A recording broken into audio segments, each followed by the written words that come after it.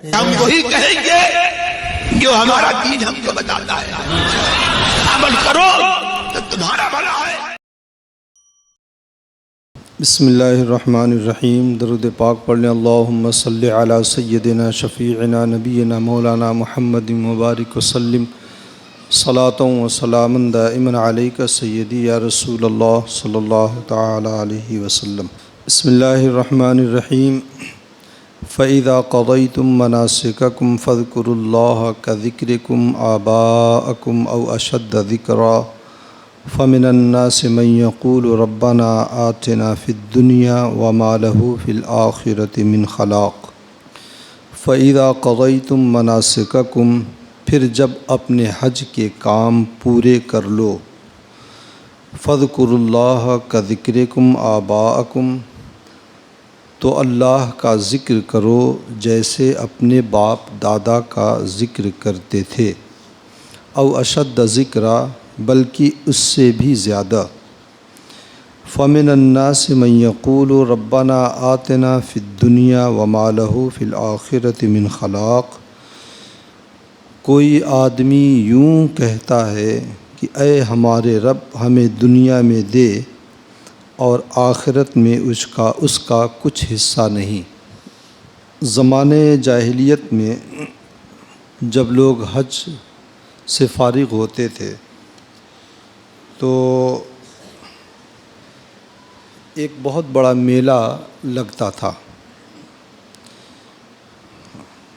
ایک جگہ ہے وہاں پہ عکاظ مشہور ہے، عرفات وغیرہ میں اس کا بورڈ لگا ہوا ہے۔ وہاں پہ بہت بڑا میلہ لگتا تھا۔ اس میلے میں وہ حج کے بعد اپنے خاندانی حسب و نسب، فضل و شرف بیان کرتے تھے اور اپنے باپ داداؤں کی فضیلتیں بیان کرتے تھے۔ اس میں جو شعراء ہوتے تھے وہ عشقیہ اشعار بنا کے لے کے آتے تھے، فحش مضامین پر مشتمل اشعار ہوتے تھے، تو اپنی اپنی محبوباؤں کا وہ غلط انداز سے وہ ذکر کرتے تھے اشعار میں۔ اس کے لیے ایک طویل عرصے سے اس کی تیاری ہوتی تھی، اور حد سے زیادہ اہمیت سمجھیے اس کی تیاری، حد سے زیادہ تیاری اس کی ہوتی تھی۔ تو حج کے بعد ان کا یہ اپنا ایک وتیرہ تھا۔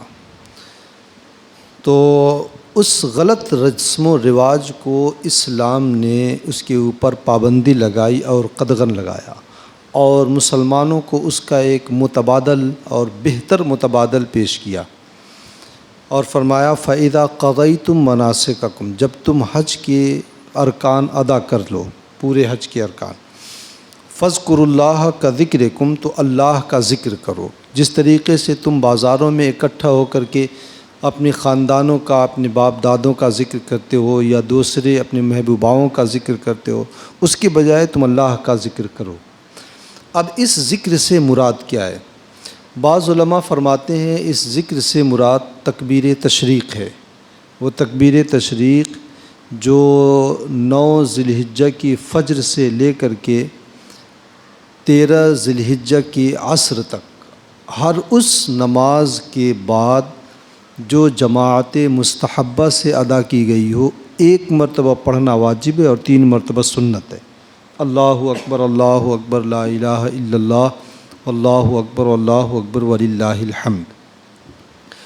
اور بعض علماء فرماتے ہیں کہ اس سے مراد جو ہے شکرانے کا ذکر ہے کہ اللہ تبارک و تعالیٰ نے ہمیں حج جیسی نعمت عطا کی، اس کی توفیق دی، تو اللہ تبارک و تعالیٰ کے اس توفیق کے شکرانے میں اللہ کا اور ذکر کیا جائے۔ نعمت جیسی ہوتی ہے ذکر اسی انداز کا ہوتا ہے، جیسی نعمت ہوتی ہے شکریہ اسی انداز کا۔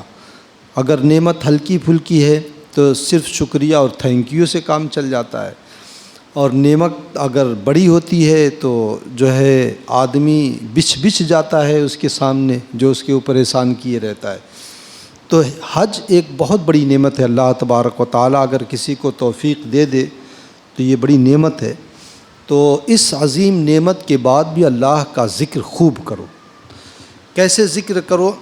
کذکرکم آباکم، جیسے تم میلوں میں اپنے باپ دادا کا فخریہ بیان کرتے تھے، بڑے جوش و خروش کے ساتھ بڑی لنترانیاں کرتے تھے، بڑی محنت اور لگن کے ساتھ قصیدے تیار کرتے تھے، اسی طریقے سے پورے عقیدت کے ساتھ اخلاص کے ساتھ اللہ تبارک و تعالیٰ کا ذکر کرو، او اشد ذکر، بلکہ اس سے بھی زیادہ اللہ کا ذکر کرو جیسے اپنے آباء و اجداد کا ذکر کرتے تھے۔ یا پھر اس سے یہ مراد ہے کہ جس طریقے سے آدمی اپنے ماں باپ کو نہیں بھول سکتا ہے، اسی طریقے سے تم بھی اپنے رب کو کبھی مت بھولو۔ ایک بچہ ہوتا ہے تو وہ بچہ ہر وقت اپنے ماں باپ کو اپنے ارد گرد وہ دیکھنا چاہتا ہے، لمحے بھر کے لیے اگر ماں یا اس سے جدا ہو جاتی ہے یا باپ اس سے جدا ہو جاتا ہے تو وہ جو ہے انہیں تلاش کرنے لگتا ہے، بے چین ہو جاتا ہے، رونے لگتا ہے۔ اسی طریقے سے جیسے تم اپنے آباء و اجداد کو یاد کرتے اسی طریقے سے اللہ تبارک و تعالیٰ کا ذکر ہمیشہ کرو۔ یا پھر اس کا یہ مطلب ہے کہ جس طریقے سے جو ہے تم ایک ماں باپ کی اولاد ہو تو اسی طریقے سے تم اس بات کو یاد کرو کہ تم ایک رب کے جو ہے عابد ہو، تمہارا خالق، تمہارا مالک اور تمہارا معبود ایک ہے۔ یا یہ مطلب ہو سکتا ہے کہ جس طریقے سے تم اپنے ماں باپ کی قسمیں کھا لیتے ہو، یہ قسمیں کھانا تو غلط ہے، شریعت اجازت نہیں دیتی ہے، بجائے اس کے تم اپنے رب کی قسم کھاؤ۔ یا پھر یہ کہ جس طریقے سے آدمی اپنے ماں باپ کی برائی نہیں سننا چاہتا ہے، تم اپنے رب اور رسول کی برائی بھی کسی سے مت سننا چاہو۔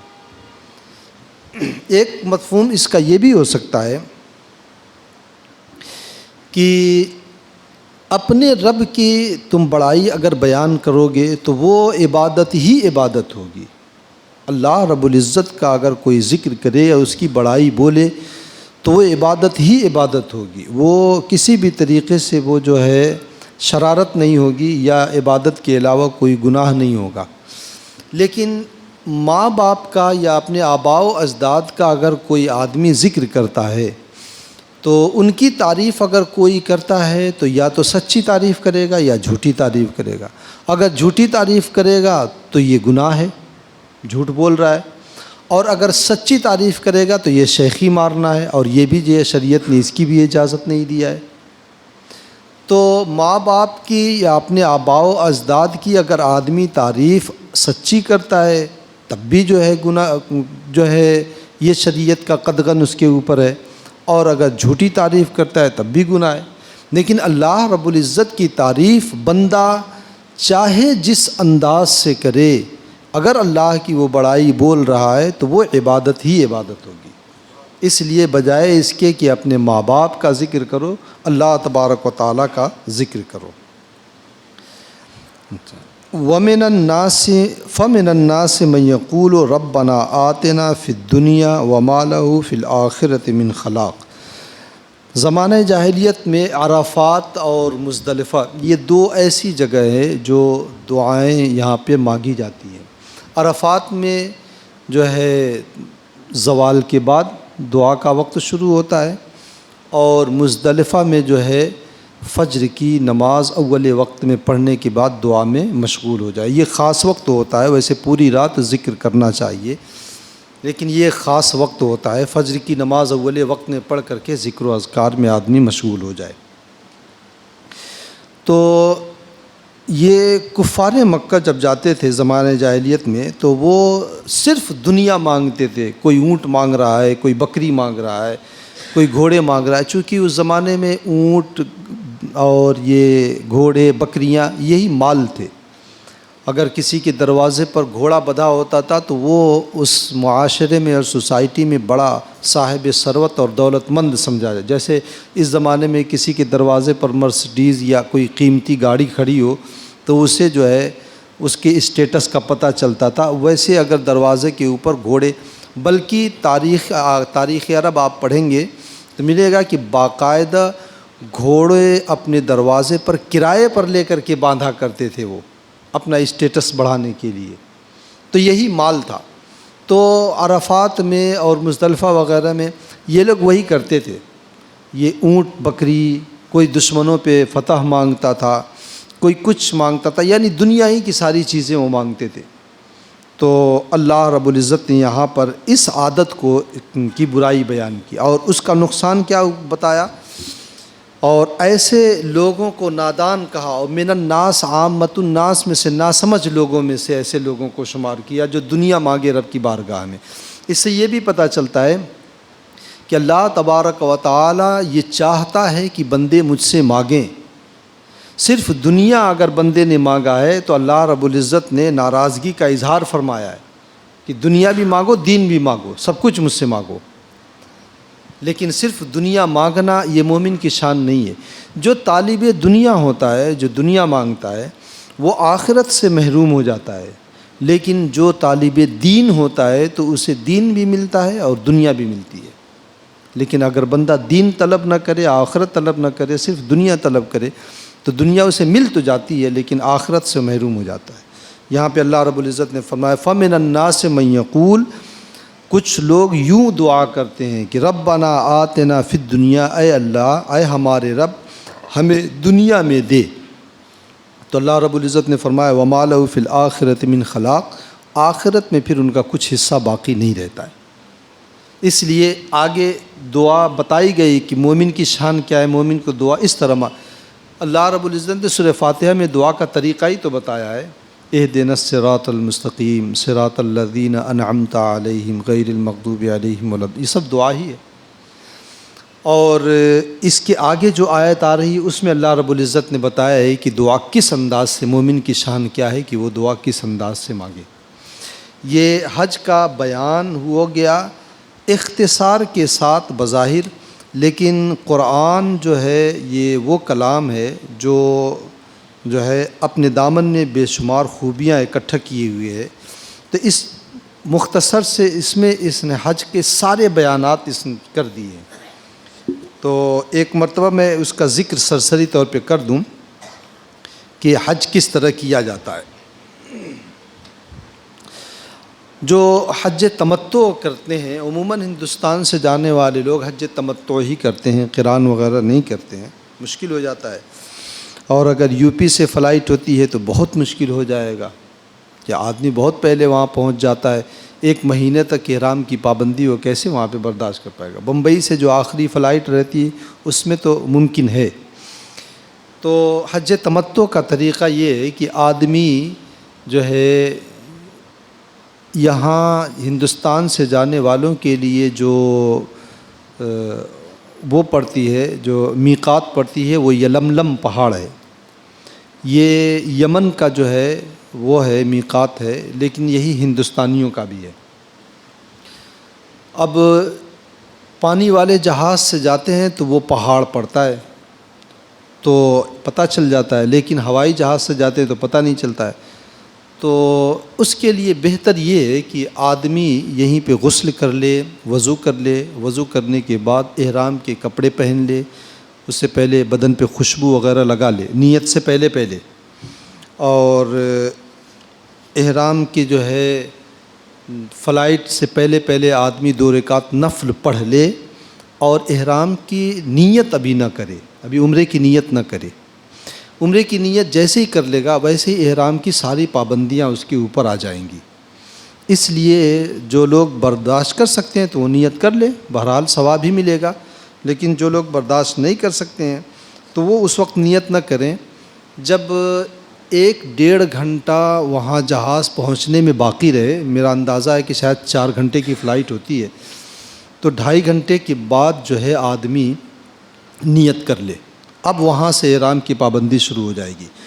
وہاں پہنچ کر کے وہ طواف کرے، خانہ اور صفا و مروہ کی سعی کرے، اس کے بعد حلق کرائے اور اس کے بعد جو ہے احرام کھول دے۔ یہ اس کا عمرہ مکمل ہو گیا۔ اب 8ویں ذی الحجہ تک وہ بغیر احرام کے رہے، اور اس درمیان علماء فرماتے ہیں سب سے بہتر عبادت یہ کہ آدمی زیادہ سے زیادہ نفلی طواف کرے۔ 8ویں ذی الحجہ کو حج کا احرام وہ باندھے، اور حج کا احرام باندھ کر کے طواف قدوم کر لے، صفا و مروہ کی سعی کر لے، اور 8ویں ذی الحجہ کو جو ہے وہ فجر کی نماز کے بعد وہ منا کے لیے روانہ ہو جائے۔ منا میں ظہر کی نماز، عصر کی نماز، مغرب کی نماز، عشاء کی نماز، فجر کی نماز۔ فجر کی نماز پڑھنے کے بعد چاشت کے وقت منا سے نکل کر کے آدمی سیدھے عرفات میں آئے۔ عرفات میں زوال کے بعد جو ہے وہ شروع ہو جاتا ہے دعاؤں کا اور ذکر و اذکار کا وقت ہوتا ہے، دعا کا وقت ہوتا ہے، تو زوال کے بعد سے وہ دعا میں مشغول ہو جائے۔ کوشش یہ کرے کہ جبل رحمت کے قریب میں اسے جگہ ملے، ویسے مشکل ہے، ملتی نہیں ہے جلدی جگہ۔ اس کے بعد غروب آفتاب کے بعد ظہر اور عصر کی نماز عرفات میں پڑھنا ہے۔ اگر جماعت سے پڑھ رہا ہے تو ایسی صورت میں جو ہے ظہر کے وقت میں ظہر اور عصر دونوں کی نماز پڑھیں گے، اور اگر تنہا پڑھ رہا ہے تو الگ الگ اپنے اپنے وقتوں میں پڑھی جائے گی۔ اور غروب آفتاب کے بعد مغرب کی نماز پڑھے بغیر وہاں سے عرفات وہ مزدلفہ آ جائے، اور مزدلفہ پہنچتے پہنچتے عشاء کا وقت ہو جائے گا۔ عشاء کے وقت میں مغرب کی اور عشاء کی نماز ایک ساتھ پڑھے، اس طرح کہ پہلے مغرب کی فرض، پھر عشاء کی فرض، پھر مغرب کی سنت، پھر عشاء کی سنت اور وتر۔ اور اس کے بعد جو ہے رات ذکر و اذکار میں گزارنا چاہے تو گزار لے، تھوڑی دیر آرام کرنا چاہے تو آرام کر لے۔ وہاں نیند بہت آتی ہے کیونکہ یہ کھلی جگہ ہے، ہوا چلتی ہے، آدمی تھکا رہتا ہے، نیند خوب اچھی آتی ہے۔ اور خاص طور سے جو ہے جو ذکر کا وقت ہوتا ہے اس وقت شیطان ویسے بھی تھپکیاں دیتا ہے، تو اور فجر کی نماز اول وقت میں پڑھ کر کے اب دعا میں مشغول ہو جائے، اور طلوع آفتاب سے پہلے وہ مزدلفہ سے منا کے لیے روانہ ہو جائے۔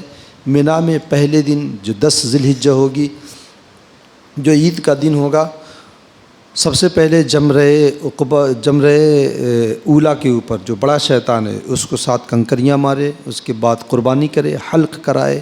اگر موقع مل جائے تو مکہ مکرمہ آ کر کے طواف زیارت کر لے، اور اگر طواف زیارت کر لیا ہے تو احرام جو ہے قربانی کے بعد احرام کھول دے، موقع ملے تو مکہ آ کر کے طواف زیارت کر لے، پھر رات منا میں اسے گزارنی ہے، واپس پھر منا جائے اور منا میں رات گزارے۔ دوسرے دن تینوں شیطان کو کنکری مارنی ہے زوال کے بعد، اور پھر اس کے بعد جو ہے اگر طواف زیارت ابھی تک نہیں کیا ہے تو اس دن کر لے، اور پھر طواف زیارت کر کے رات منا میں گزارنی ہے۔ پھر تیسرے دن بھی تینوں شیطان کو کنکری مارنی ہے۔ اگر اب بھی طواف زیارت نہیں کیا ہے تو اب سورج ڈوبنے سے پہلے ضرور کر لے، اور اگر کر چکا ہے اور سورج منا میں رہتے ہوئے ہی سورج ڈوب گیا تو منا ہی میں رکے، اور پھر جو ہے 13 تاریخ کو بھی شیطان کو کنکری مار کر کے پھر آئے، یہ اس کا حج ہو گیا۔ اور پھر اس کے بعد یہاں پر جب یہاں سے روانہ ہونے لگے تو طواف وداع کرنا ہے۔ یہ حج کا جو ہے مختصر ایک طریقہ ہے، باقی درمیان میں اور بہت ساری ایسی چیزیں ہیں جن میں احتیاط وغیرہ ضروری ہے، جو حج کا جب بیان آئے گا تو انشاءاللہ اس میں بیان کیا جائے گا۔ اللہ تعالی ہم تمام لوگوں کو اپنا اور اپنے حبیب صلی اللہ علیہ وسلم کا در دکھائے۔ اللہم صلی علی سیدنا شفیعنا نبینا مولانا محمد مبارک وسلم صلاۃ و سلام علیک سیدی یا رسول اللہ صلی اللہ علیہ وسلم۔ اللہم ربنا تقبل منا انک انت السمیع العلیم وتب علینا انک انت التواب الرحیم۔ صلی اللہ تعالی علی خیر خلقہ ونور عرشہ وقاسم رزقہ محمد وعلی آلہ واصحابہ اجمعین برحمتک یا ارحم الراحمین۔